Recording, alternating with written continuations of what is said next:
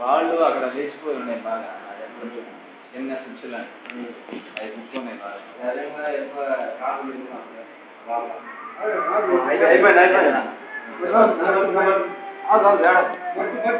నా తల్లి కదా రాళ్ళు ఉంటాయి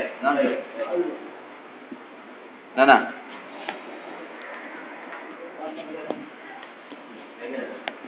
అయిపోయింది కొంచెం జాగ్రత్త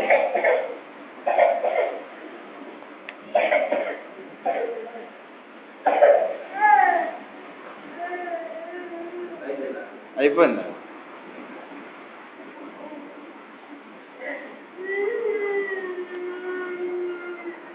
గడవ